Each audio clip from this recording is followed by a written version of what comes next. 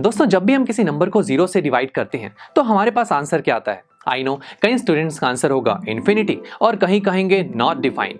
Well let's find out the answer. चलिए किसी number को पिक करते हैं जो कि है 1।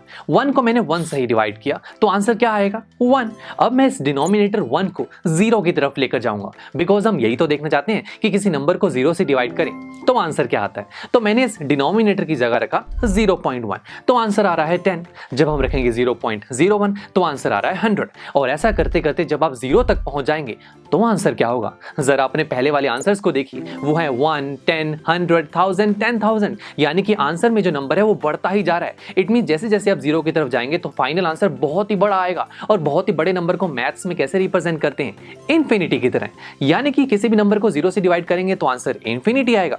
रुकिए, देखिए मैथमेटिशियंस जब किसी प्रॉब्लम को सॉल्व करते हैं तो वो ये देखते हैं कि ठीक है हमारे पास एक प्रॉब्लम है और उस प्रॉब्लम को अप्रोच करने का ये एक तरीका है जो मैंने अभी आपको बताया। बट इसी प्रॉब्लम को अप्रोच करने का एक और तरीका भी तो है। यानी कि अगर आपके पास जो नंबर था 1, मैं इस 1 को -1 से डिवाइड करूं तो आंसर कितना आएगा? -1। और अब अगर इस डिनोमिनेटर -1 को 0 की तरफ लेकर जाएं तो दोस्तों अब देखिए क्या हो रहा है। यस, अभी भी जो नंबर है वो बढ़ता जा रहा है बट माइनस की तरफ बढ़ रहा है। तो फाइनली जब आप 1/-0 की तरफ जाएंगे, अब -0 बोलें या 0 बोलें बात तो एक ही है बिकॉज हम जानते हैं कि मैथ्स में 0 एक न्यूट्रल नंबर होता है। तो -0 की जगह मैं 0 भी लिखूं तो 1/0 अब आंसर क्या होगा? देखिए हम नेगेटिव नंबर की तरफ बढ़ रहे हैं तो अब आंसर होगा -इन्फिनिटी। और जरा इन दोनों को कंपेयर करें तो यहां पर लेफ्ट हैंड साइड तो दोनों की इक्वल है जो कि है 1/0, तो राइट हैंड साइड भी तो इक्वल होगी। यानी कि infinity is equal to -infinity which is not possible because infinity और -इन्फिनिटी तो एक नंबर लाइन के दो अपोजिट एंड्स पर प्रेजेंट हैं। ये कैसे इक्वल हो सकते हैं? तो बस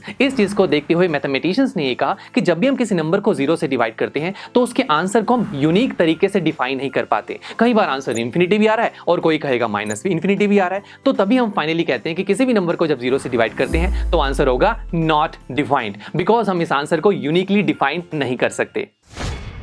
आई एम श्योर स्टूडेंट्स आपको ये लेक्चर काफी पसंद आया होगा और ऐसे ही मजेदार तरीके से अपने हर एक कॉन्सेप्ट क्लियर करने के लिए डाउनलोड कीजिए PUStack ऐप को, जहां पर आपके पास और भी बहुत सारे ऑप्शंस होंगे जैसे कि back exercise solutions, tip videos, sample papers and much more. So what are you waiting for? Download the app now.